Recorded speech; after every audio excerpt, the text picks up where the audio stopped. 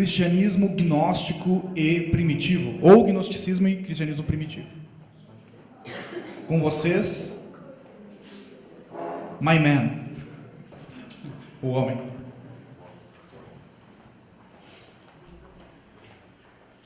Bom dia a todos.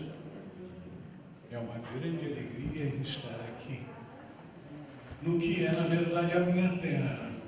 Eu nasci no Rio Grande do Sul, mas meus pais foram para o Rio quando eu era ainda bebê, então eu não aprendi a palavra segunda pessoa do singular. Vocês serão vocês. Queridos irmãos, é um desafio diferente falar para um grupo tão maravilhoso e harmonioso, pessoas de diferentes tradições, buscando encontrar algo que é comum. E o que é comum a todos aqueles que participam de diferentes religiões, para se reunirem, buscarem o quê? Aquilo que nos une, que é o espiritual. Aquela consciência de que todos nós viemos da mesma fonte, do todo, da plenitude. E se viemos, voltaremos. Então, aquilo que realmente nos une é essa grande jornada de volta para a nossa essência última. As religiões são diferentes elementos facilitadores, mas são meramente meios para um grande fim. O grande fim é voltarmos para a consciência que todos nós pertencemos a esse grande um, que vibramos com o mesmo amor do Pai e Mãe Celestial e que estamos aqui nessa jornada para um aprendizado. Esse aprendizado de que somos todos irmãos, que todos nós temos exatamente os mesmos anseios de felicidade, de harmonia, de realização interior. As religiões são meios facilitadores. Então, eu gostaria de fazer uma breve apresentação. Quando eu falo breve, é num sentido muito relativo, porque enquanto tiver o microfone na mão, ainda é breve para mim. Então, sobre o cristianismo primitivo, mas por que vou falar de cristianismo primitivo e não evoluído? Não, é primitivo no sentido da origem. E por que não falar de catolicismo, de protestantismo e de outras vertentes cristãs? Porque todos nós estamos sedentos do espiritual. Imaginemos todos nós num deserto. No deserto, a gente tem sede. E ouve falar que tem um rio por ali, a gente vai procurar esse rio para matar a nossa sede. Mas a gente sabe que aquele rio passou por muitas fábricas, muitas cidades, muito esgoto foi colocado ali. Então a gente tem que procurar o quê? Nós temos que procurar a nascente daquele rio, onde a água ainda é pura. É nesse sentido, então, que eu estou querendo dar uma apresentação sobre cristianismo primitivo, para que a gente volte à fonte, porque o cristianismo, como todas as instituições humanas, passa por mudanças, nem sempre mudanças para melhor, algumas vezes para pior. Então, vamos procurar entender um pouco do que foi o cristianismo nos seus primeiros séculos, antes que as forças do interesse político, principalmente, começassem a mudar drasticamente o que foi o projeto, a força que Jesus veio trazer para a humanidade, uma mensagem transformadora.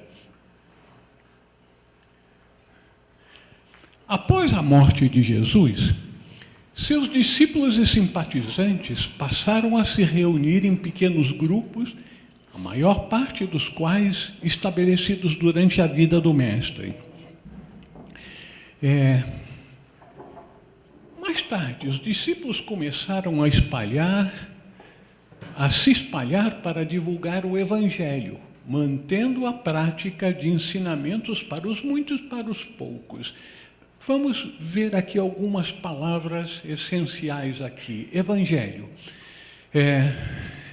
O Evangelho é uma palavra grega, evangelion, que quer dizer assembleia.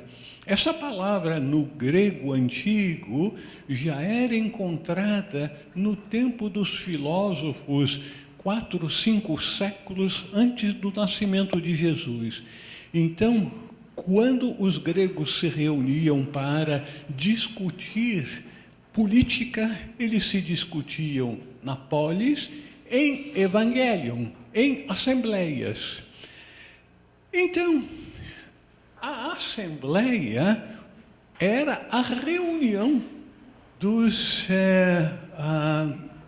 seguidores dos diferentes mestres. E o Evangelion é a boa nova. A boa nova de quê? Do nascimento de Jesus ou dos ensinamentos de Jesus? Dos ensinamentos de Jesus. Tanto é assim que, no primeiro século de nossa era, os seguidores de Jesus não eram conhecidos como cristãos. Eles eram conhecidos como seguidores de Jesus ou, mais geralmente, os do caminho.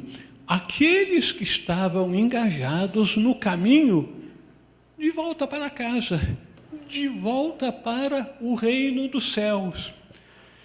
E essa questão do reino dos céus eu vou procurar falar um pouquinho depois, porque trouxe muita confusão na cabeça daqueles que mais tarde passaram a seguir as igrejas. E mantendo a prática de ensinamentos para os muitos e para os poucos.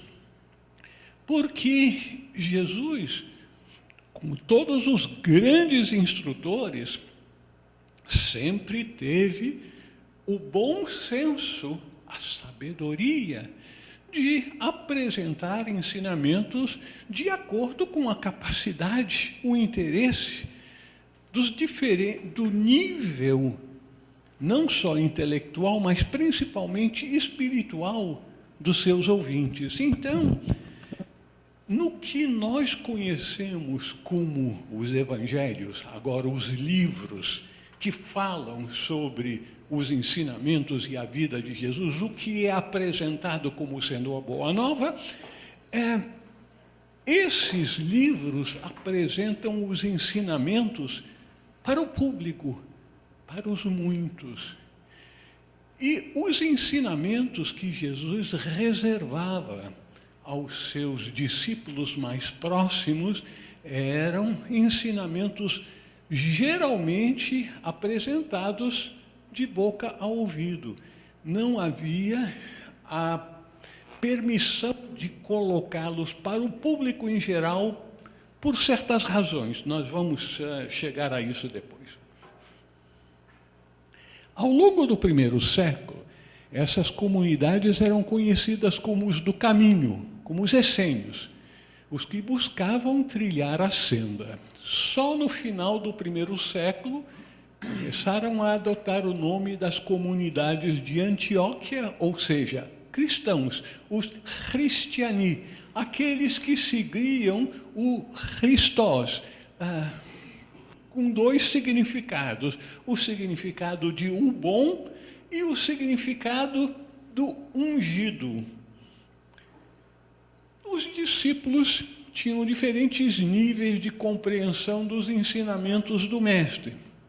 Assim, o que passaram a ensinar em suas comunidades tinha a coloração particular de seu entendimento do legado de Jesus.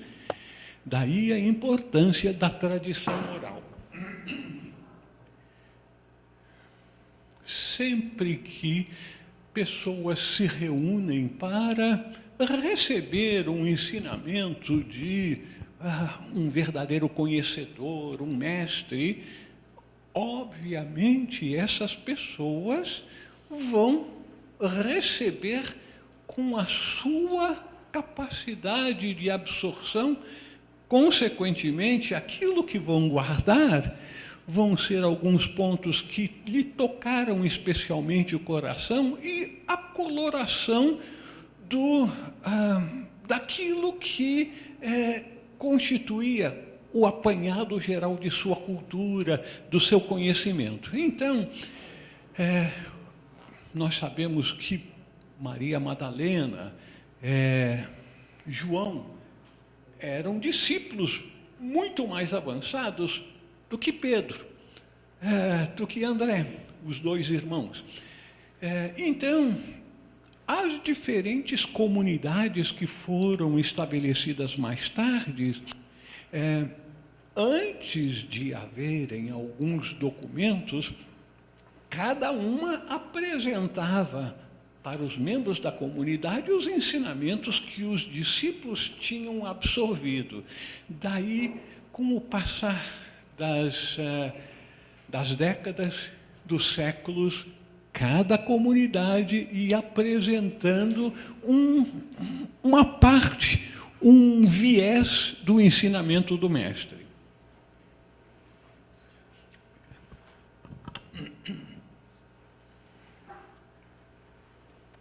Parece ter sido o fator mais importante para essa rápida expansão do movimento que acolhia e cuidava dos membros vulneráveis da sociedade, tais como viúvas, órfãos, bebês indesejáveis e escravos velhos.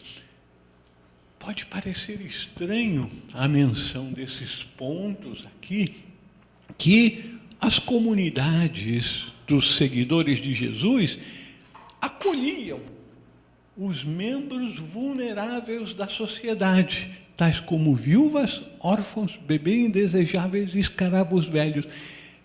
Esses elementos da sociedade, naqueles tempos, eram como que descartados, eram esquecidos.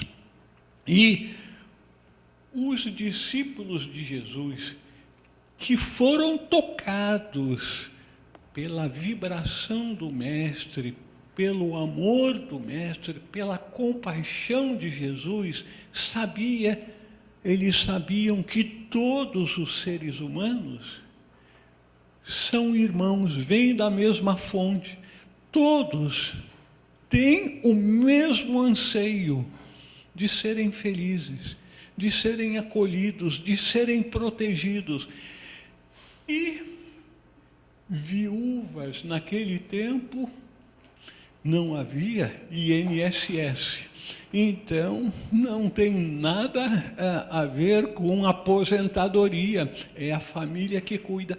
Mas se a família já tivesse morrido, não estivesse em condições, morria a míngua, passava a ser pedinte.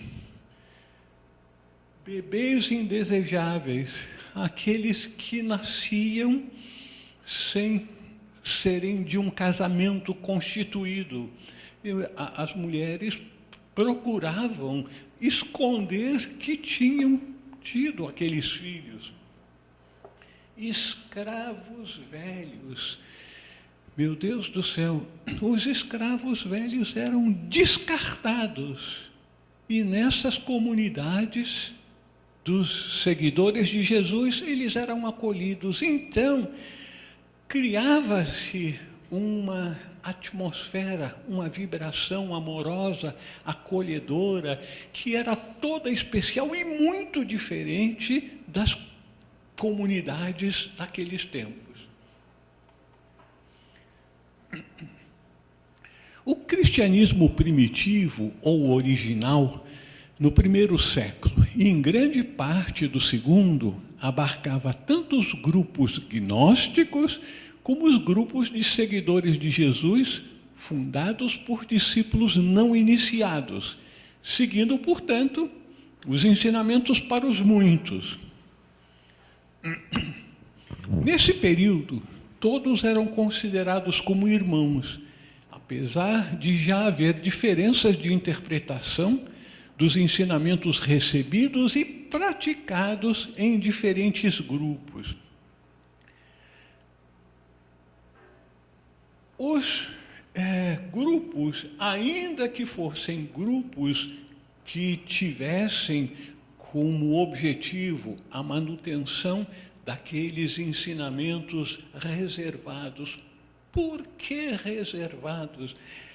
Imaginem, nos dias de hoje, nós dizermos, olha, eu tenho algo para comunicar para vocês, mas eu vou reservar algumas coisas, eu não posso dizer. Vocês vão, que negócio é esse?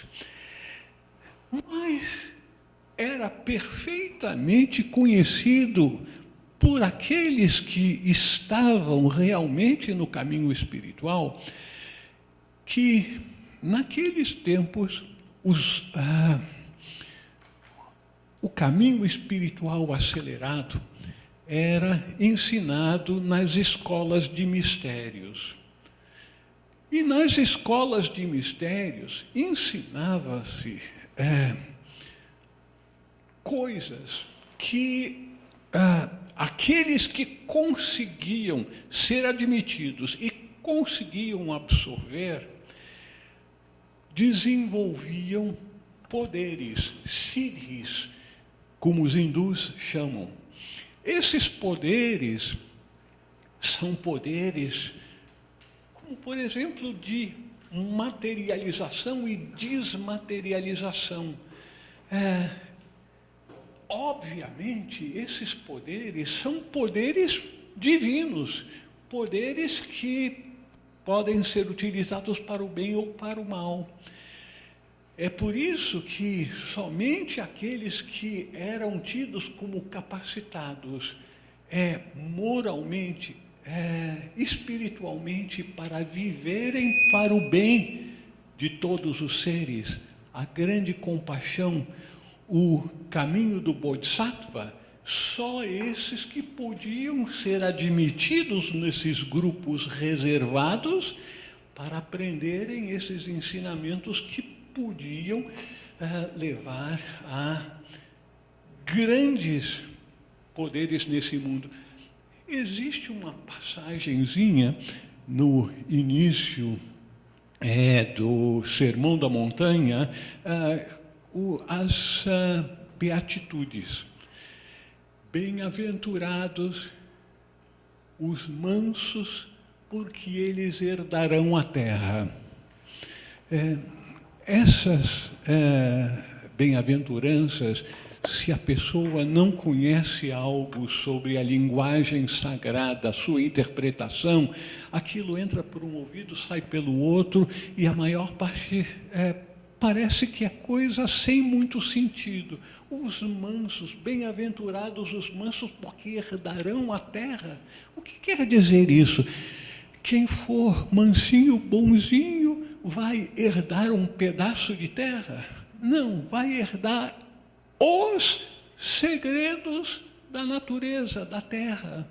Somente aqueles que são mansos, que são absolutamente inofensivos, poderão ser insultados, agredidos, mas eles vão dar a outra face, não é apanhou aqui, dá a outra, também eu gostei. Não, não significa uma tolice dessas de entender um ensinamento espiritual como sendo material. Quando agredido, volte à face espiritual, à atitude espiritual. Então, voltando, os mansos herdarão a terra. Somente aqueles que desenvolveram a remsa, a total inofensividade, que estão comprometidos com o bem da humanidade, poderão receber esses ensinamentos reservados, ocultos.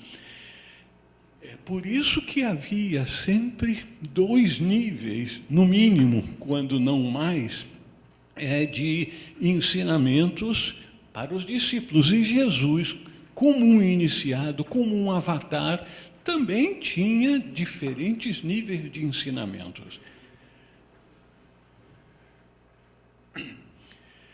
Como os seguidores do caminho, mais tarde chamados de cristãos, atraíam muitos simpatizantes, as comunidades cresciam e se multiplicavam para atender o grande aumento no número de membros.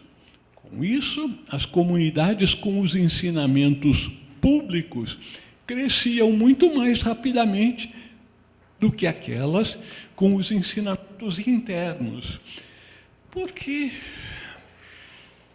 os ensinamentos para o grande público tinham pessoas capacitadas para isso. Agora, os ensinamentos reservados eram relativamente poucos, aqueles capazes de passar adiante. É dito que Jesus tinha algo como uns 19 discípulos que pertenciam ao grupo interno e ao grupo intermediário. Não eram 12 apóstolos, eram 19. Mas tinham 2 grupos, um bem reservado e o outro intermediário. E o outro era o ensinamento para o público. A maior parte daquilo que nós vemos nos evangelhos, nos 4 evangelhos canônicos, aqueles que a Igreja canonizou como sendo aceitáveis e confiáveis.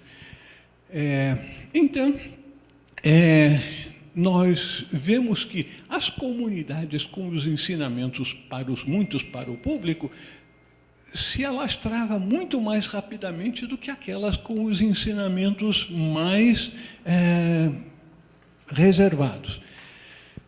Isso resultou em certas condições mais tarde. Esse rápido crescimento exigiu o estabelecimento de uma estrutura hierárquica e gerou fortes pressões para uma uniformização de doutrina. Os bispos passaram a exercer cada vez mais poder. E o poder, infelizmente, tende a corromper. Tudo indica que os livros do Novo Testamento só foram escolhidos ao final do século II, pelo bispo Irineu de Lyon, na França.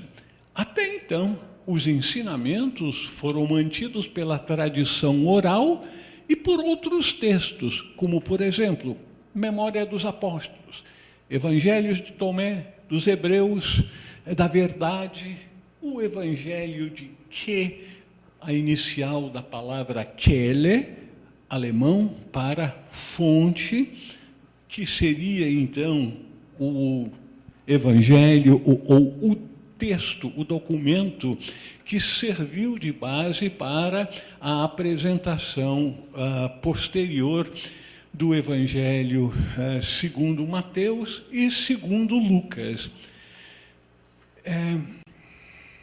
É possível que esse Evangelho, fonte para os outros 2, tenha sido o Evangelho de Tomé, o Evangelho de Tomé, como o de Filipe, e o Keller, eram documentos que tinham somente os ensinamentos de Jesus. Ensinamentos de forma bem sintética, porque naqueles velhos tempos eram pouquíssimas as pessoas que sabiam ler e escrever. Então não adiantava ter documentos para passar para as pessoas, porque iriam usar esses documentos para acender o fogo, porque não tinha nenhuma outra utilidade para o grande público. Então, os ensinamentos eram apresentados de uma forma bem sintética para facilitar a memorização. As pessoas levavam os ensinamentos na memória. Em parêntese, é dito que os grandes instrutores mandaram um discípulo avançado budista para reunir-se posteriormente com Jesus, e ele foi para a comunidade essênica de Qumran, levando várias obras budistas, inclusive os Prajnaparamitas. E aí, meu Deus do céu, fazer uma viagem do norte da Índia para o Oriente Médio, a Palestina, levando todos esses documentos. Ele não levava debaixo do braço, ele levava aqui. Então, é por isso que a maior parte dos textos antigos, sagrados, é escrito numa linguagem compacta que a gente precisa estudar com muita atenção, precisa...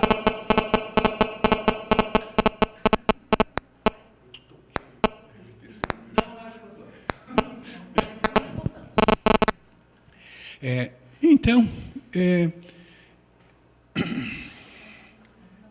essa questão de quando os evangelhos foram escritos é algo bastante complexo.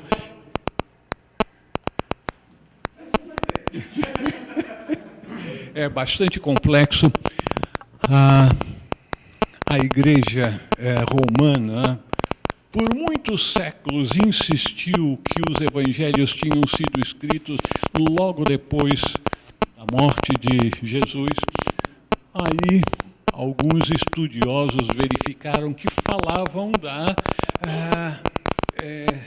queda de Jerusalém, da destruição do templo.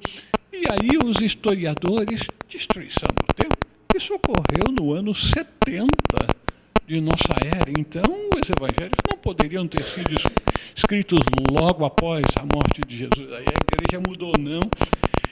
Foram escritos depois de 70 até o ano 100, 110. E aí verificaram também que alguns estudiosos alemães, os alemães são danados para serem meticulosos, ficam buscando coisinhas, e esses historiadores alemães descobriram que nenhum dos padres da igreja, até o ano 150, 160 de nossa era, vários padres da igreja deixaram escritos. Nenhum deles, ao fazerem referência aos ensinamentos de Jesus, referiam-se aos evangelhos. É óbvio que se estivessem servindo-se do que já tinha sido escrito, iriam mencionar os 4 evangelhos, mas nunca. Só mencionavam Memória dos Apóstolos, Evangelho da Verdade, Evangelho dos Hebreus. É possível que tenham mencionado o Evangelho de Tomé, o Evangelho de Filipe, mas, posteriormente, a igreja passou a tesoura, cortando todas as referências a textos que não foram admitidos no cânon. Então, chegaram à conclusão, os historiadores, que realmente os 4 evangelhos canônicos só foram mencionados realmente por historiadores depois do ano 180 de nossa era, pelo bispo Irineu de Lyon. As divergências de doutrina não preocupavam os membros das comunidades cristãs nos primeiros 2 séculos. Os membros estavam irmanados pela prática de acolhimento amoroso a todos que os procuravam. Viviam o ensinamento central de Jesus: amai-vos uns aos outros. Essa é a beleza da realidade. Um grande mestre, um avatar, alguém que é enviado para a Terra, para uma missão. A missão é sempre aquela que é mencionada no Bhagavad Gita, com Krishna dizendo que sempre que os costumes se deterioram, a moral vai para o fundo do poço, eu retorno. E é isso, o eu não é Krishna, é o Cristo universal, é o Buda universal, é a figura do mestre de sabedoria, a expressão da divindade que estará sempre conosco, procurando nos ajudar a voltarmos o mais rapidamente para a casa do Pai. Mas nos ajuda mostrando o caminho, não é botando nas costas e levando. Cada um de nós, uma expressão divina, tem a responsabilidade de escolher o seu caminho. As alternativas nos são apresentadas e nós escolhemos. Ou aquele caminho pelo qual nós entramos pela porta larga do mundo mundano, da vida mundana, ou pela porta estreita, pelo caminho apertado, que são poucos que o encontram. Na verdade, não é o encontrar, é escolher passar por aquelas dificuldades para o ego, acostumado à vida egoísta, autocentrada, voltada para a materialidade. A preocupação com a doutrina era inteiramente dos hierarcas, pois a aceitação ou rejeição de alguns pontos de doutrina poderia aumentar ou diminuir sua reputação e poder. Será que tem alguma coisa a ver com o orgulho?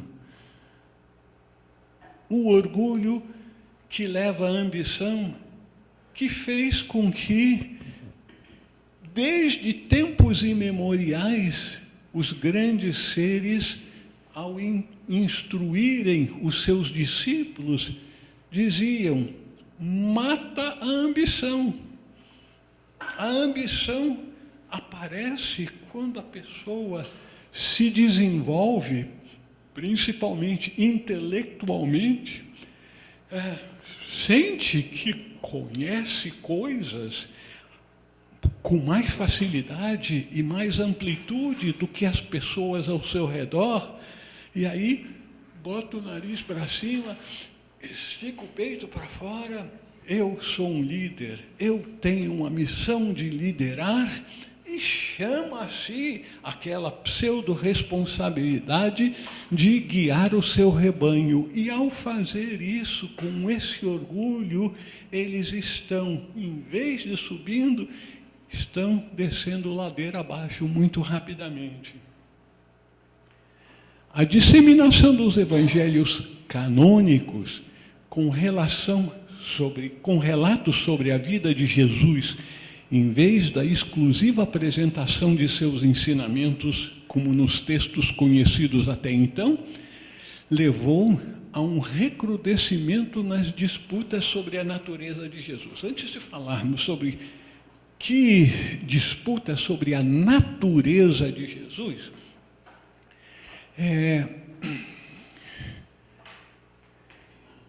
um grande teósofo do século passado Geoffrey Hodgson, que escreveu mais de 40 livros. Ele era um iniciado, deixou, entre outras coisas, um diário oculto, um diário da sua vida oculta, que foi permitido, inclusive pelos mestres, para a sua divulgação depois de tirar umas tantas coisas que não poderiam ser divulgadas para o público, após a sua morte, para que ele não fosse procurado como guru, como sabe tudo, e para não promover culto de personalidade. Esse diário depois foi publicado, mas não em todos os lugares.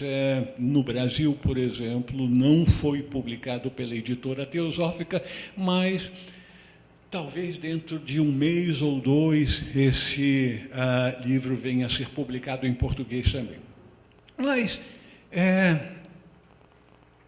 uma outra coleção dos artigos de Geoffrey Hodgson, ele menciona como foram escritos os evangelhos, que os evangelhos foram escritos mais tarde, sob a supervisão de um sênior, e aí foi feita a primeira juntada, os ensinamentos, e colocou-se também relatos de uma suposta vida de Jesus.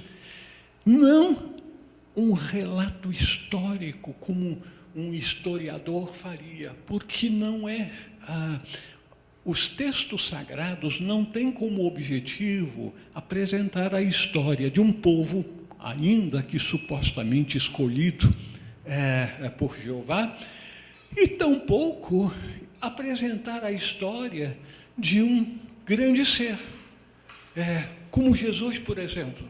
Os textos sagrados têm como objetivo apresentar elementos facilitadores para aqueles que estão buscando a vida espiritual, estão buscando acelerar o seu caminho de volta à sua fonte, à casa do Pai. Então, os relatos, aparentemente, da vida de Jesus são quase todos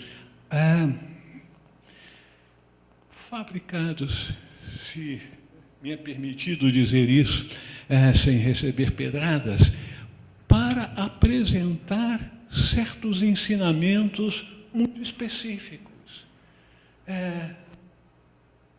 Quando é dito, por exemplo, que depois que os magos, os 3 magos, não é reis magos, não, os 3 magos foram à Palestina e Herodes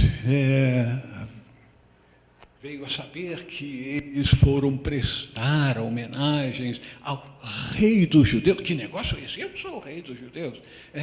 Nasceu o rei dos judeus, eu quero saber mais onde é que ele está, e os magos ficaram de dizer que eles iriam informar melhor quando estivessem voltando para o Oriente. Porque o Oriente, o leste, é onde nasce o sol, de onde vem a luz.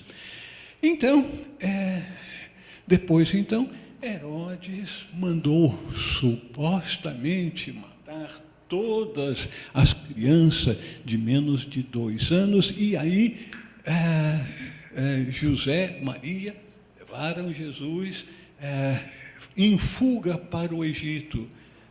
Não, isso tudo aí, se tivéssemos todo o resto da tarde para falar sobre cristianismo, poderíamos entrar nesses detalhes, mas tudo é escrito numa linguagem alegórica para aqueles que aprendem realmente como interpretar esses textos sagrados com as 4 chaves Quem sabe a gente pode depois, se houver interesse em perguntas, falar sobre as 4 chaves conhecidas, porque são 7 as chaves de interpretação, mas as 4 conhecidas, a gente pode tocar nisso depois. Então, os supostos relatos da vida de Jesus estão falando das reais etapas de nossa vida espiritual. Os 5 grandes fatos, isso a gente pode mencionar: nascimento, batismo, alguns falam transfiguração, eu acho que o correto seria mencionar Eucaristia, depois morte, ressurreição e, finalmente, a ascensão. Descrevem de forma alegórica na vida de Jesus as 5 grandes etapas da vida do iniciado no caminho acelerado. Então, coisas que não seriam permissíveis dizer ao leigo, ao público em geral, é apresentado nesses textos sagrados com autorização, pelo fato de ser apresentado de uma forma velada. Aqueles que têm olhos de ver, verão e entenderão, e tirarão os ensinamentos necessários para a sua jornada. Como a Igreja dos Muitos havia perdido a chave para a interpretação dos textos sagrados, a maioria passou a aceitar literalmente os relatos alegóricos sobre a vida de Jesus. O mensageiro divino passa a ser divinizado e adorado, passa a ser o Filho unigênito de Deus e redentor da humanidade por sua morte na cruz. Só mencionar algumas coisinhas, como essa questão de conhecer as coisas pelas metades pode ser até mais perigoso do que não conhecer coisa nenhuma.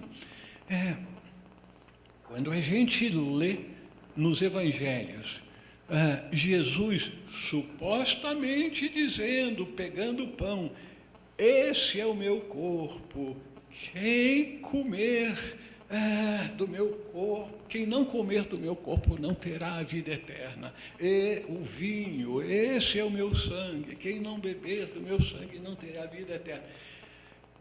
Mas milhares de cristãos foram mortos em perseguição pelo Estado romano por essa coisa absurda, quando entendida literalmente.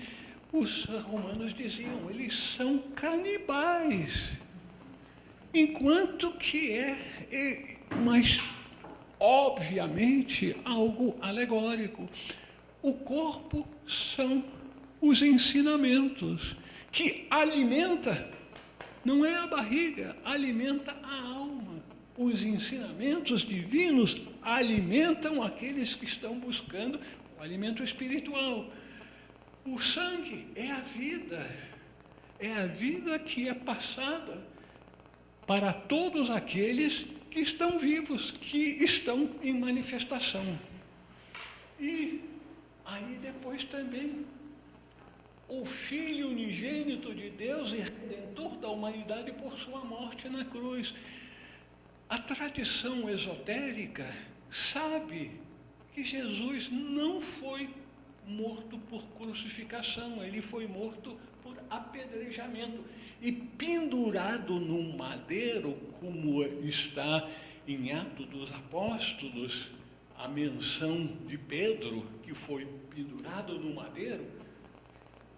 Aqueles que seguem a tradição da igreja entendem como sendo foi pendurado na cruz, mas foi pendurado numa igreja, numa árvore, como se fazia com aqueles que eram apedrejados e não podiam ficar mais de um dia sem serem enterrados, de acordo com a tradição judaica. Então, a menos que a gente tenha um conhecimento maior e busque o entendimento das passagens supostamente históricas, vai acabar desistindo de realmente estudar os evangelhos, estudar a Bíblia. E quando eu falo Bíblia no sentido cristão, eu só considero o Novo Testamento. O Antigo Testamento faz parte dos livros sagrados dos judeus e deve ser estudado como estudo comparado das diferentes religiões, e tem muita coisa muito bonita, muito importante nos Antigos Testamentos, mas tem coisa também que, se a gente tomar ao pé da letra, sai correndo também. Mas isso é outra história. O objetivo da igreja dominante, com os ensinamentos públicos, nos primeiros séculos, era encontrar comprovações de que Jesus era o Messias profetizado no Antigo Testamento. E quando nos documentos originais não haviam essas comprovações, como naquele tempo não havia imprensa, livros impressos, era tudo copiado, ao copiar, fazer um ajustezinho aqui e mais outro acolá, aquilo era a regra geral. Então, colocavam comprovações de que Jesus era o Messias esperados no Antigo Testamento. O papel de Jesus como redentor da humanidade por sua morte na cruz deriva-se da aceitação literal da história da queda do Jardim do Paraíso. Todo documento que pudesse levantar dúvidas a respeito das doutrinas da igreja era queimado. Então, tudo aquilo que não se conformava com a doutrina da igreja, que depois foi transformada em dogmas, no sentido de que, se não crer, morres. Mas isso, a partir do século V em diante, que a coisa começou a ficar bem difícil para os livres pensadores. Em virtude da ênfase colocada pela hierarquia da igreja em suas doutrinas e dogmas, houve uma queda progressiva na importância dada à vivência dos ensinamentos. Começa a decadência da pureza do movimento inicial, que é acelerada a partir do século IV, com o poder e privilégios concedidos por sucessivos imperadores à Igreja de Roma e ao clero, porque imagino que todos conhecem bem o fato que no ano 325 o imperador Constantino adotou a religião cristã como uma das religiões oficiais do Estado romano, mais tarde como a única religião oficial, e aí toda uma série de consequências da união do poder político com o poder religioso vieram a acontecer. A decadência começou do topo. Um número crescente de membros da hierarquia clerical, agora com poder, privilégios e crescente riqueza, começou a ser corrompido.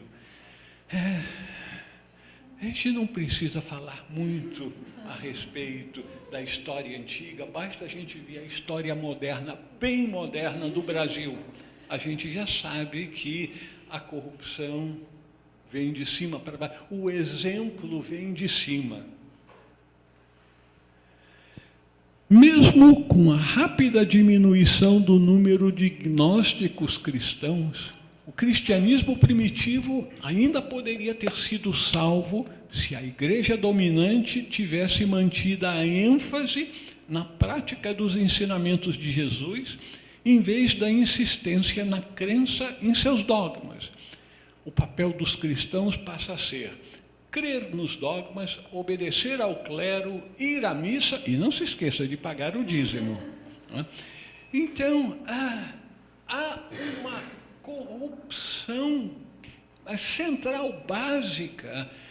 Jesus trazendo ensinamentos voltados para um redespertar da espiritualidade em seu povo, porque já tinha esclerosado os judeus em geral, obviamente não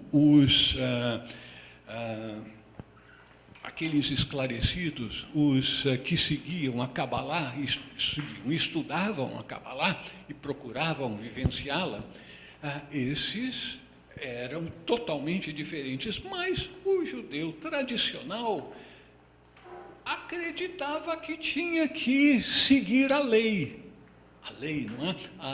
A lei mosaica, e isso, os 10 mandamentos que Moisés trouxe da montanha, não, inflação sempre houve, não é só aqui no Brasil, na Venezuela, naquele tempo, os 10 mandamentos que Moisés trouxe, transformaram em 653, então tinha mandamento para cada coisa da vida diária do judeu, então eles achavam que o homem justo é aquele que segue os 663, acho que eu disse errado antes.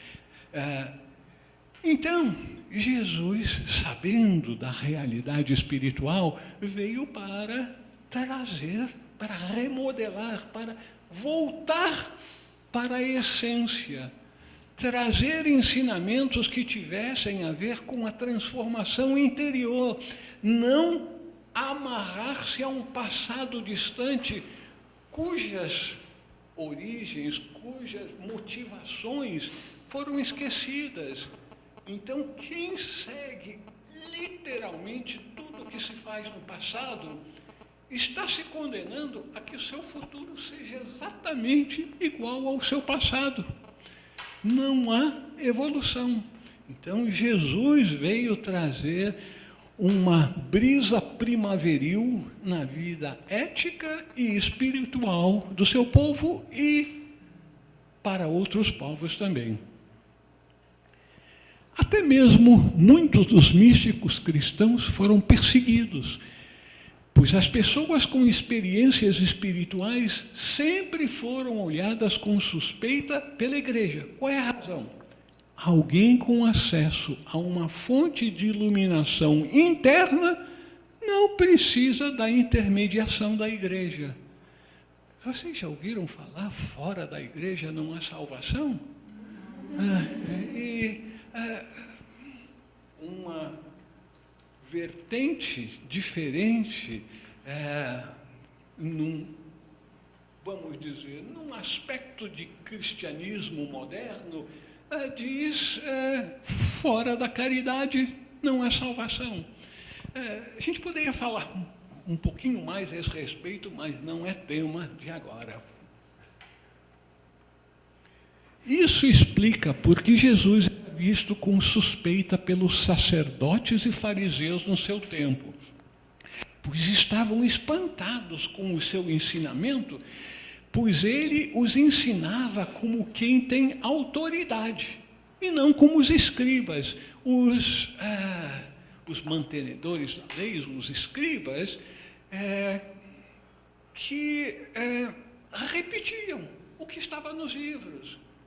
Ele não falava como Jesus com autoridade, porque todos nós, não só no nosso século, no nosso tempo, na nossa cultura, nós temos um sexto sentidozinho.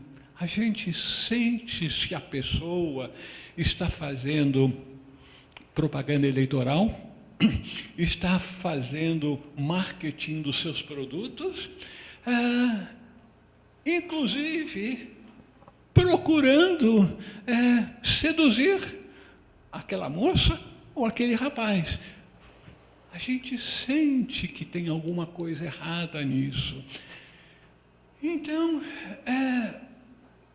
o povo sentia que Jesus era autêntico, falava de conhecimento que vinha de sua vivência e não da herança de uma tradição. Jesus era um iniciado nos mistérios. Ele foi instruído nos mistérios das escolas dos profetas de Israel, pelos membros da comunidade dos essênios de Qumran. Ele também estudou a Cabala com seu tio-avô, o Rabino Yehoshua. Não tem. Nós estamos falando da loja teosófica Yehoshua, que levou ao Egito, onde ele foi iniciado nos mistérios superiores da Cabala pelo Rabino Yohanan, muito conhecido naquele tempo, e também foi iniciado nos mistérios maiores do Egito. Então, um mensageiro divino vem já com uma capacitação toda especial. Ele é escolhido ao longo de muito tempo. Essa é a pessoa certa para ser enviado a tal cultura nesse momento.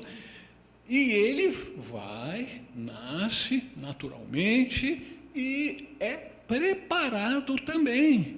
E ele teve uma preparação extensa para o seu ministério. Na Bíblia fica claro que Jesus seguiu o método dos iniciados, pois ensinava os mistérios do reino dos céus diretamente a seus discípulos, mas ao povo falava de forma alegórica, como é dito na Bíblia. Nada lhes falava a não ser em parábolas. A seus discípulos, porém, explicava tudo em particular. Os mistérios do reino dos céus, isso também é uma terminologia muito específica da tradição judaico-cristã, porque os judeus que passaram vários séculos sobre a dominação de estrangeiros, ansiavam voltar para a glória do reino de Israel, e em que eles, acreditando literalmente numa promessa feita a Abraão, de que os filhos de Israel iriam dominar a terra. Então eles, nós vamos ser como os dominadores que estão dominando o Estado de Israel, nós vamos dominar os outros. Então,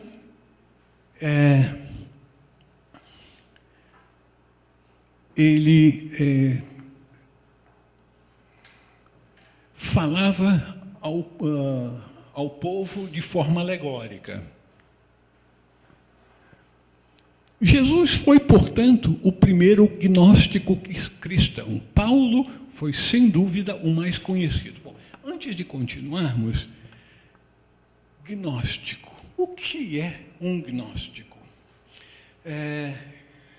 Gnóstico vem da palavra gnosis, em grego. Em grego, gnosis quer dizer conhecimento, mas não o conhecimento como nós usamos na nossa linguagem comum, que nós falamos de conhecimento, o que é, na verdade, informação. O que a gente poderia dizer conhecimento de segunda mão. A gente pega um livro e lê, agora eu conheço a esse respeito. Não para os verdadeiros gnósticos. O conhecimento verdadeiro é o conhecimento em primeira mão. É o conhecimento que se recebe por aquilo que é chamado de revelação. Mas a gente poderia falar, usando um outro termo, uma experiência direta. Quando o místico tem o seu êxtase, quando o yogi avançado tem o seu samadhi, ele transcende a mente, a sua consciência vai além da mente para um nível de consciência superior em que ele tem o conhecimento, mas ele não ouve coisas que lhe são ditas. Eles não veem coisas com os olhos do corpo. Eles têm uma experiência direta. Tem uma passagem no Evangelho de Filipe, eu não vou entrar nisso, mas só vou dizer que tem uma passagem que diz exatamente isso, que esse tipo de experiência direta é conhecer entrando em consciência na coisa que você quer conhecer. Por exemplo, conhecer uma flor, você como que se torna flor. Conhecer uma árvore, você se torna árvore. Você sente o que é ser uma árvore. E assim por diante. Então, esse conhecimento direto de se tornar a coisa não é nenhum absurdo, não, porque o fundamento da vida espiritual é o quê? Unidade. Nós somos um, só existe o um. Então, o conhecimento direto é nós entrarmos na consciência da unidade, e na consciência da unidade a gente pode focar nisso ou naquilo do mundo manifestado. Então, tem toda a lógica possível para o entendimento do que é ser um gnóstico. É aquele que conhece diretamente. É lógico, para conhecer diretamente, ele vai ter que passar por uma programação. Essa programação é, na verdade, uma preparação longa, em que a pessoa aceita deixar para trás todos os seus condicionamentos e motivações mundanas, egoístas. Em vez de querer trazer as coisas para si, é se capacitar a levar tudo para os outros. Vários autores gnósticos dos primeiros séculos tinham grande reverência por Paulo, tido como iniciado gnóstico. De acordo com Clemente, o grande gnóstico alexandrino, Valentino teria sido instruído por um Teudas, o qual foi discípulo de Paulo. Citando Paulo, é realmente de sabedoria que falamos entre os perfeitos, sabedoria que não é deste mundo, nem dos príncipes deste mundo votados, dedicados à destruição. Ensinamos a sabedoria de Deus, misteriosa e oculta, que Deus, antes dos séculos, de antemão destinou para a nossa glória. Ou seja, que desde antes da manifestação, Deus destinou essa sabedoria para aqueles filhos de Deus que se adiantassem no processo evolutivo e pudessem, então, unir-se em consciência com a consciência de Deus para assumir o seu papel de líderes, não líderes políticos, líderes na evolução do seu povo. Então, pessoas que passariam a ser dedicadas a ajudar os outros que estivessem na busca do espiritual, na busca do retorno à casa do Pai.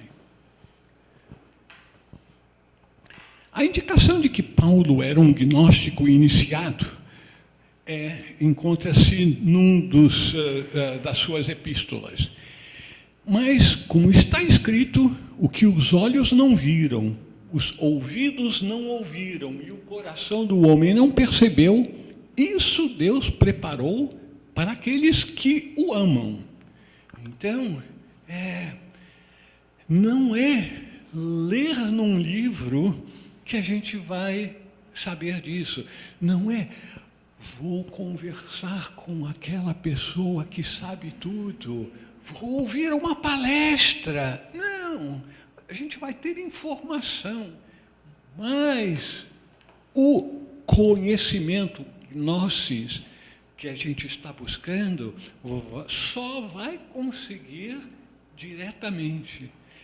É por isso, um parêntesezinho, é absolutamente necessário para todos aqueles que estão no caminho espiritual valerem-se do legado da humanidade, a literatura e a experiência dos mais velhos. Então, recebermos informação, orientação de fora, por algum tempo, até que nós venhamos a nos capacitar para assumirmos a responsabilidade de nos tornarmos autodidatas, passarmos a sermos os nossos próprios gurus, porque nós temos o Mahaguru dentro de nós, Cristo.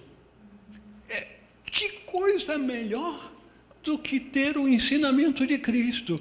Só que Cristo não vai falar em palavras para nós. A segunda vinda, a parousia do Senhor, que foi entendida como normalmente só lhe acontecer de forma material, é a segunda vinda, é a vinda da consciência de Cristo em cada um de nós. Então, o guru, o grande guru está em nós, Cristo. Bom, o meu querido amigo Mariano está me lembrando uma coisa que ele leu no meu livro sobre a metanoia. A metanoia é uma palavra que por muitos séculos foi mal entendida, como sendo arrependimento. Na verdade, metá, além, noia, da mente, é aquilo, é a consciência, é o conhecimento que se obtém quando se transcende a mente. Então, essa metanoia não é arrependimento, mas é transformação interior que nos permite entender as coisas como elas realmente são. Nós temos 5 minutos mais. De grande importância entre os primeiros gnósticos foi o controvertido Simão o Mago. Apesar de anatemizado mais tarde pela Igreja, os círculos gnósticos consideravam Simão como um dos discípulos mais avançados de Jesus e o verdadeiro herdeiro da missão de continuar o trabalho do Mestre, e não o pusilânime Simão Pedro, que nunca foi a Roma. Aqueles que estão interessados nesse tipo de informação poderão obter essas informações diretamente dos escritos de Blavatsky, em que ela diz isso com todas as letras. Além dos ataques em Atos dos Apóstolos atribuídos a Lucas, o livro mais manipulado da Bíblia, vários padres da Igreja atacaram Simão, Justino, Irineu, Tertuliano, Hipólito e Epifânio. Porém, Blavatsky, em Collected Writings, a coletânea de todos os seus escritos, no volume 14, escreveu algo revelador. Depois de um longo tempo de negação, a existência de Simão o Mago foi finalmente demonstrada. Quer ele tenha sido Saulo, Paulo ou Simão. Isso é muito semelhante ao que escreveu o autor anônimo de Supernatural Religion. Então, quer ele tenha sido Saulo, Paulo ou Simão. Será que Blavatsky está dizendo que os três foram a mesma alma? Saulo e Paulo, nós sabemos que eram os nomes grego e latino, do mesmo ser que foi o grande apóstolo que escreveu as várias epístolas. Mas e Simão? Simão e Paulo, então, foram o mesmo? É o que Blavatsky parece estar insinuando. Simão foi um discípulo dos Tanaim, os cabalistas da Samaria, e chegou a ser chamado de o grande poder de Deus. Era tido como grande taumaturgo capaz de realizar prodígios e maravilhas que ninguém podia rivalizar. Então, mais uma e pronto. Foi acusado de blasfemar contra o Espírito Santo porque afirmava que o Espírito Santo dos apóstolos era a mente humana. Será que tem alguma razão de ser nisso? A mente, manas, tem dois aspectos: a mente abstrata ou divina e a mente concreta. Então, a mente como um todo, mas principalmente a sua parte superior, é o Espírito Santo. Porque, do ponto de vista da tradição cristã, é dito que a Trindade é Pai, Filho, Espírito Santo. De acordo com os ensinamentos teosóficos da tradição sabedoria, Atma, Budi e Manas. Será que não há uma correspondência a Espírito Santo? Um termo não muito feliz para expressar a mente divina é o que Simão falou. Simão ensinava que o nosso mundo foi criado por anjos inferiores, que chamava de eons, sendo fogo o princípio universal de toda a criação manifestada, Adi, da teosofia. Nós vamos parar aqui, antes que o Charles não corte o som. Perguntas? Ok. O Raul pediu para todos usarem o microfone. Não, mas o Raul precisa para te ouvir. Boa tarde, Raul. Então, eu gostaria que você desse uma explicada para nós, assim, das 4 chaves da interpretação da Bíblia. Por favor.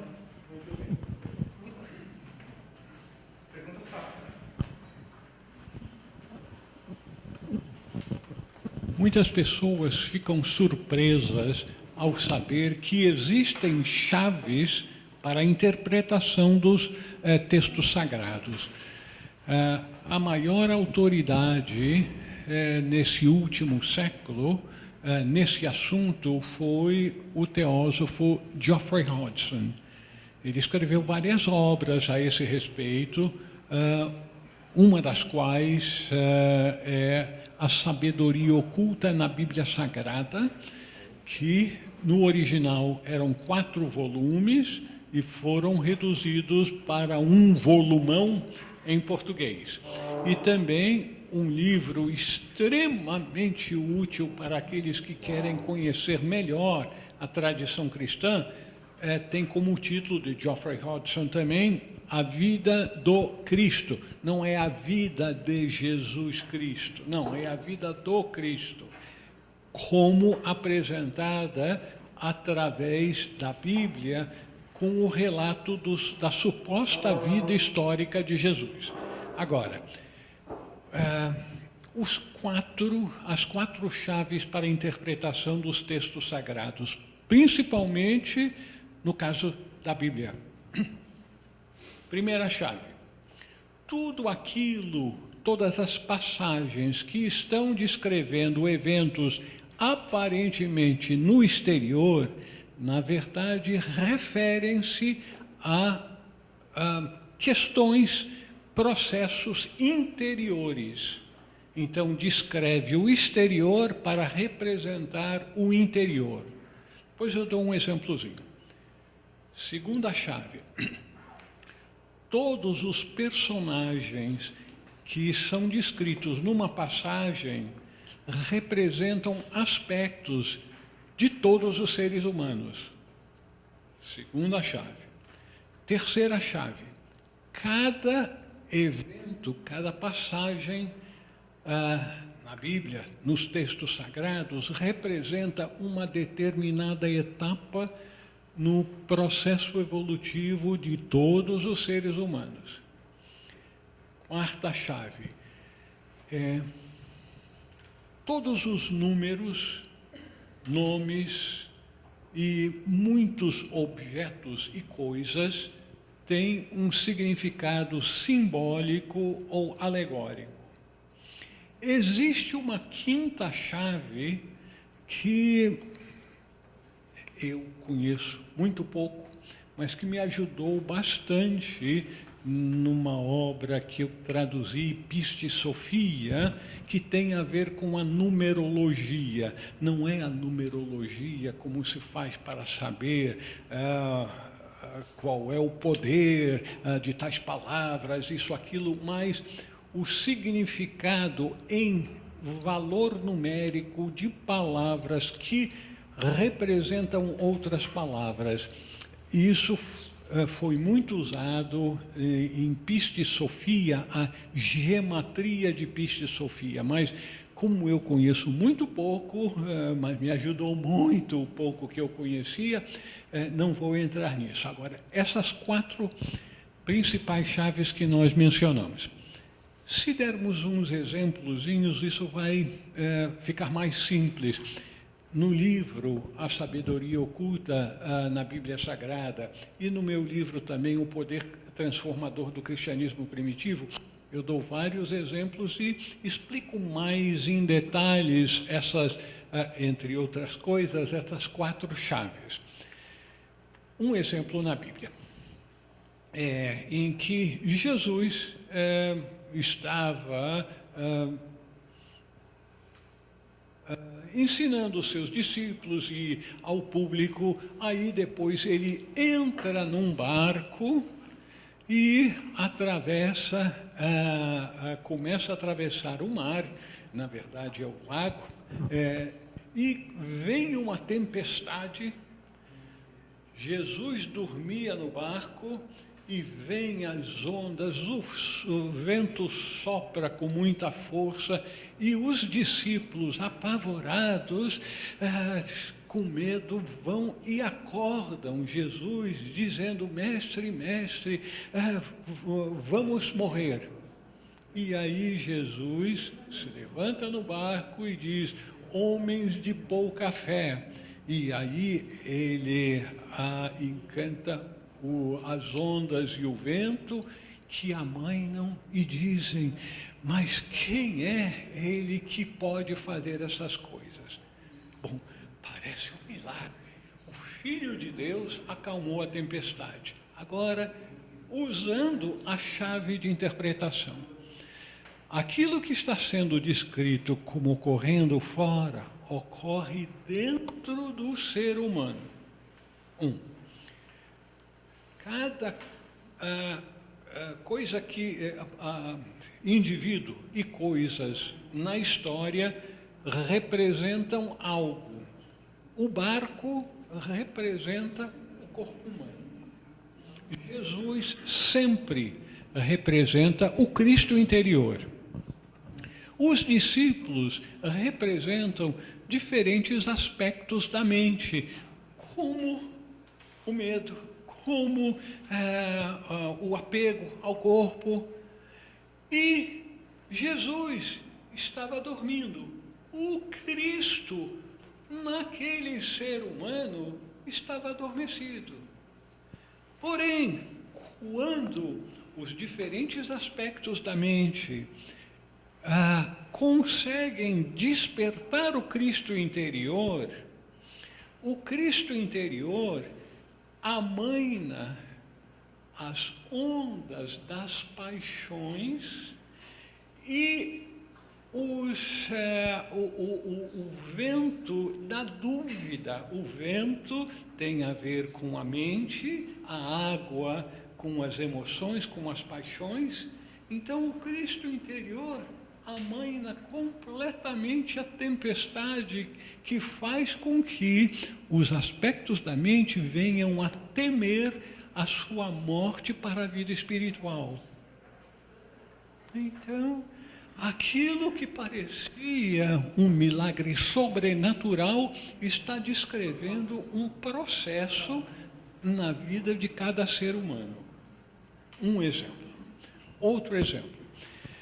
Tem uma passagem que a maior parte das pessoas acham que não tem sentido nenhum, que é no Domingo de Ramos, em que Jesus diz para os seus discípulos, a Páscoa está chegando, por favor, vocês vão lá, vocês vão encontrar um homem com um jumentinho, peçam, porque eu precisarei dele. E aí, os discípulos vão, encontram um homem com uma jumenta e um jumentinho, pedem o jumentinho para o mestre, e aí Jesus entra em Jerusalém com o povo dizendo, Hosana, Hosana. Num sentido literal, parece que não tem nenhum significado. Agora, usando outra vez as chaves de interpretação. Jesus, como sempre, representa o Cristo interior de cada ser humano. O jumentinho tem 4 patas, representa a personalidade, o eu inferior do ser humano.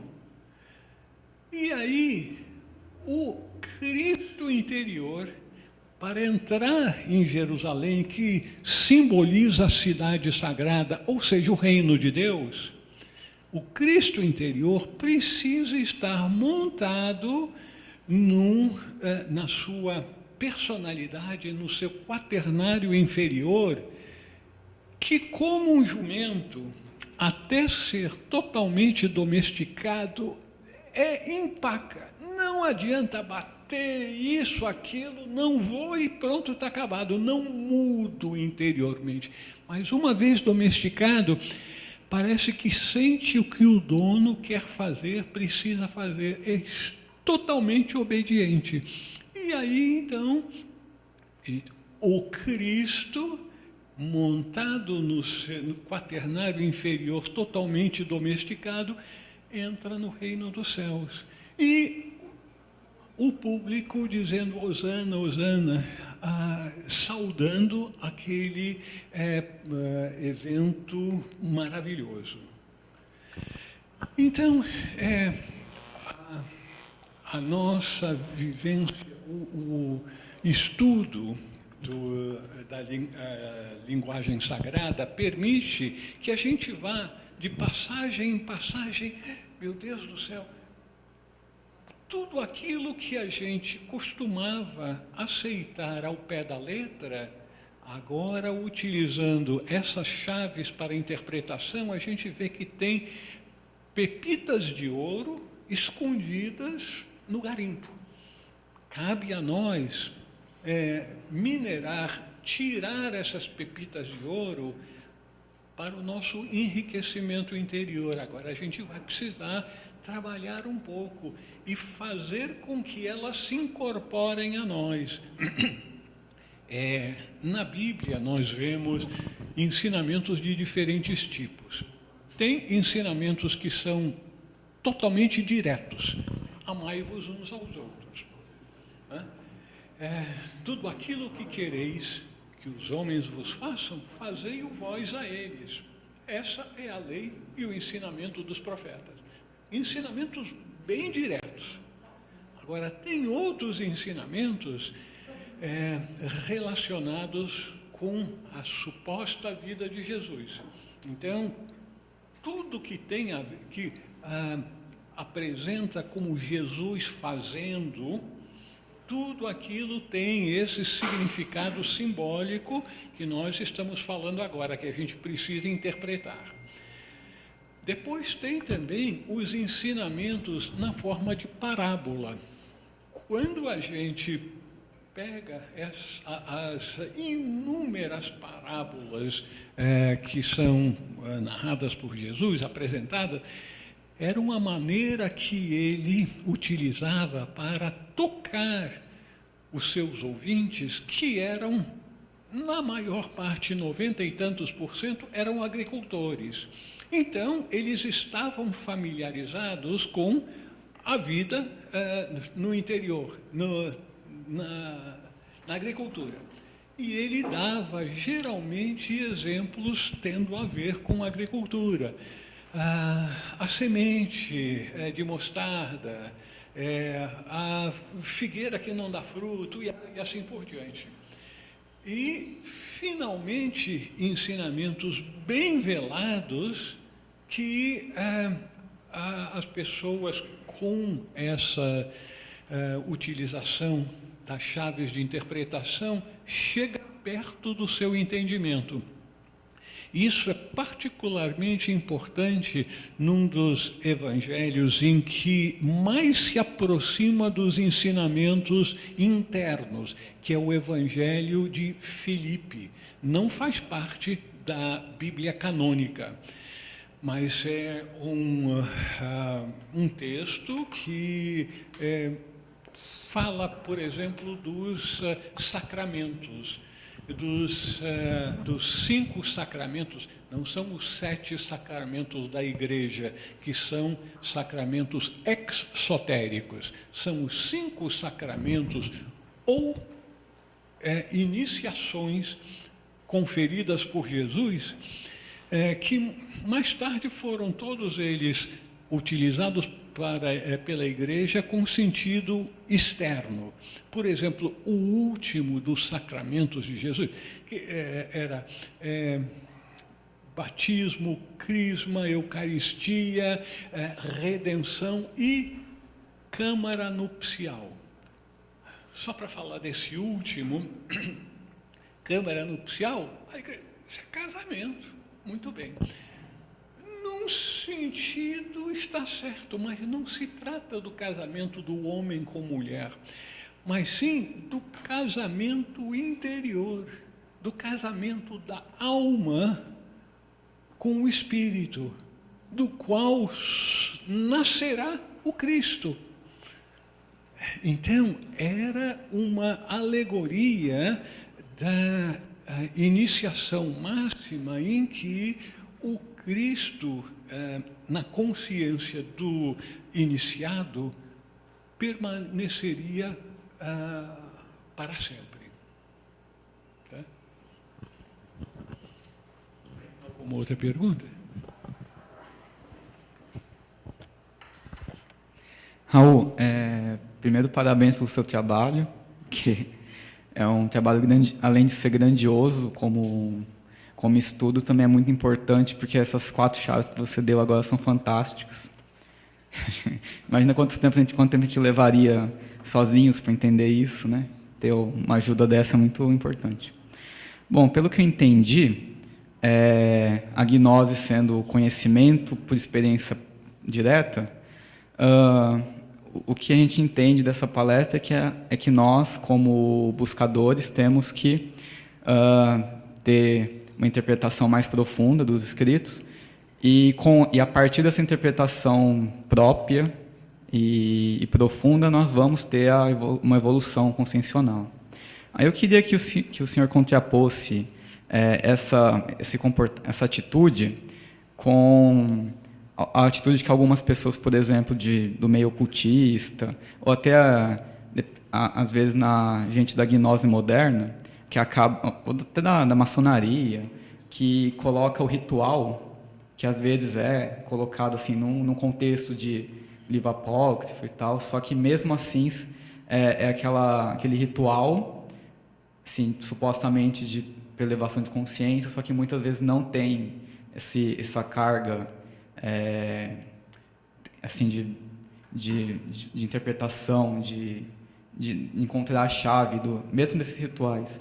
Eu queria que você contrapôsse isso um pouco desses escritos com um pouquinho do que muita gente entende por gnose hoje em dia.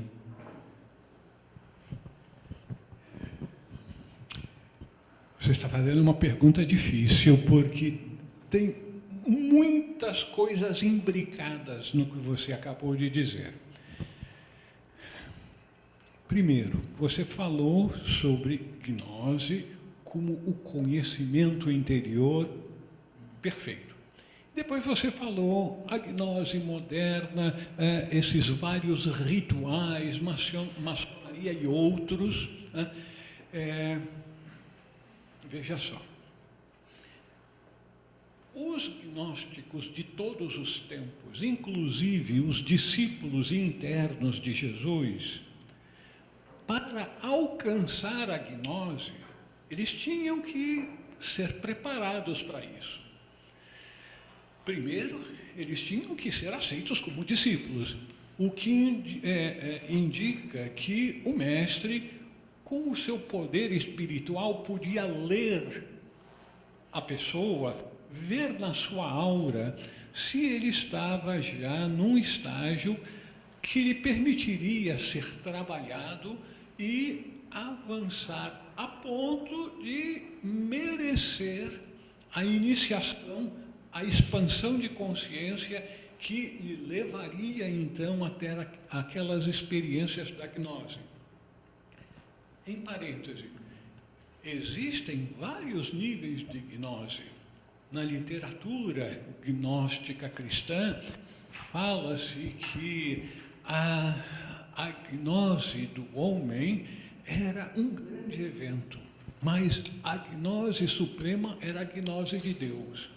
Então, gnose é abertura de consciência, expansão de consciência. E a expansão de consciência continua.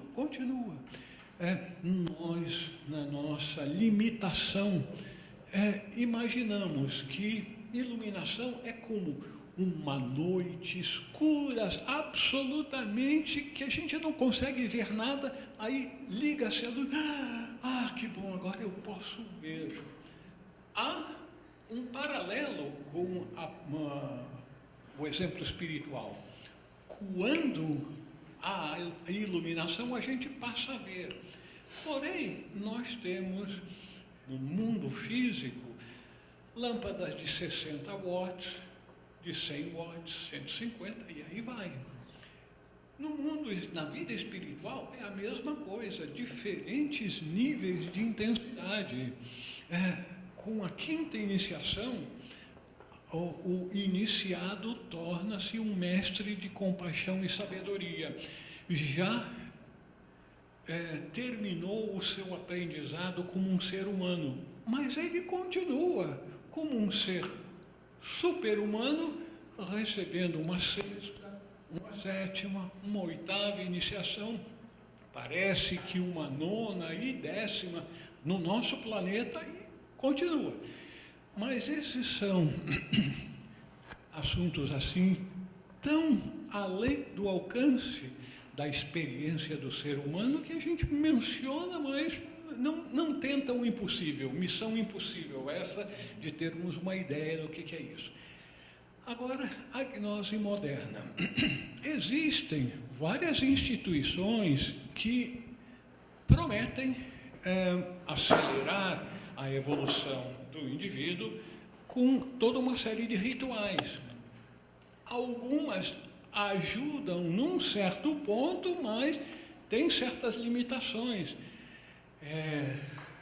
Na maçonaria, Rosa Cruz, são instituições sérias que oferecem ensinamentos facilitadores para o progresso espiritual, mas não significa que o maçom que alcançou a iniciação, o grau 33, ele agora é um mestre de sabedoria. Não tem nada a ver uma coisa com a outra.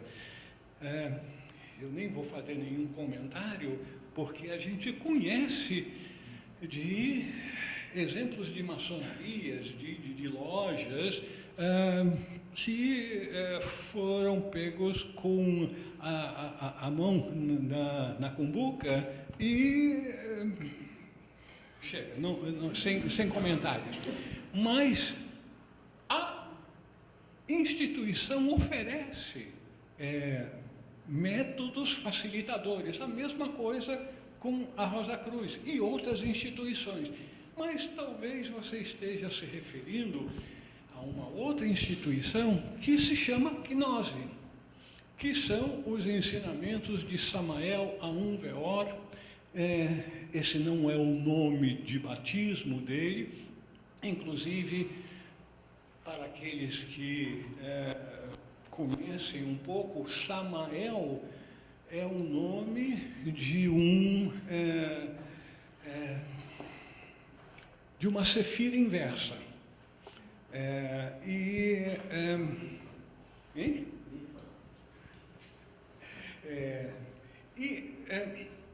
O que ele ensina é algo conhecido desde tempos imemoriais. É o Tantra,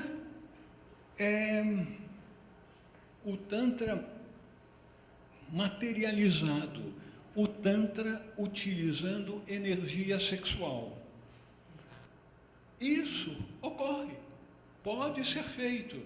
Não vou entrar em detalhes, inclusive porque, apesar de ter sido convidado várias vezes, porque o grupo de Gnose aqui no Brasil usa o texto Piste Sofia, eu traduzi esse texto, fiz comentários, usam o texto que eu traduzi para os rituais de muitos dos grupos de Gnose aqui no Brasil. Fui convidado, mas não quis ver nada com isso. Mas, por alto, eu entendo o processo e pode funcionar para produzir o despertar da Kundalini. Agora, eu aproveito essa sua pergunta, é muito importante, porque me permite chamar a atenção do fato de que vida espiritual avançada requer o uso da Kundalini, requer. No entanto, despertar a Kundalini não é uma coisa do outro mundo, não. Algumas posturas iógicas começam a despertar a Kundalini. A respiração pranayama ajuda no despertar da Kundalini.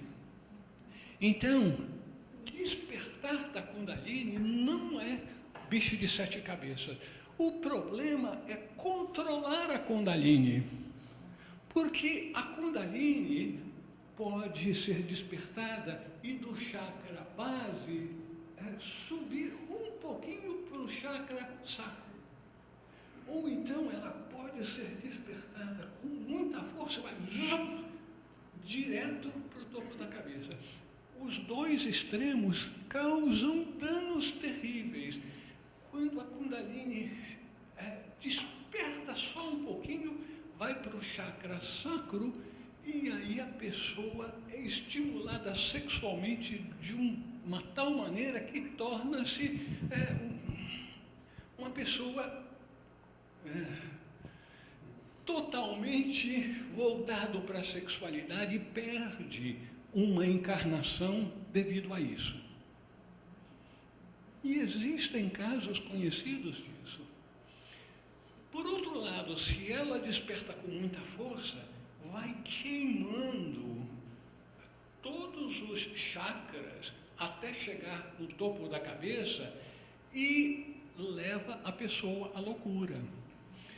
Existe, principalmente na Califórnia, várias instituições psiquiátricas especializadas em cuidar dessas pessoas que ficaram transtornadas, loucas, por causa dos métodos ensinados para despertar Kundalini de vários gurus que vieram da Índia e passaram informações de fim de semana, seminários de fim de semana sobre despertar da Kundalini, gente assim, pagando modéstias, quantias de $1.000, $2.000, e aprendiam muitos deles conseguiam aprender a despertar. Mas controlar é outra história. É por isso que todas as práticas relacionadas com o despertar da Kundalini, quando feitas por instrutores responsáveis, eles se responsabilizam pelo controle da Kundalini. Caso o seu discípulo não consiga controlá-la, ele estará do lado e será capaz de controlar o processo.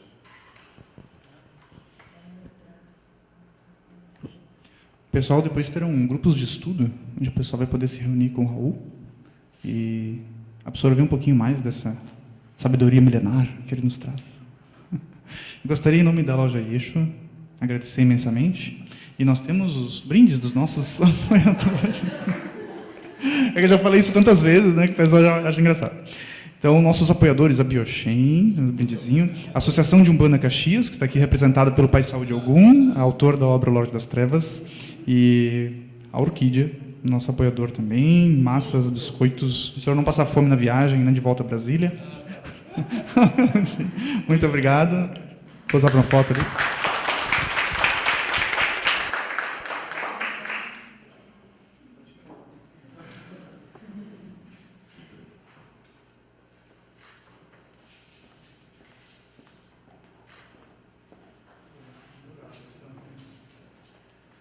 Agora, então, nós iremos dar início ao painel sobre africanismo.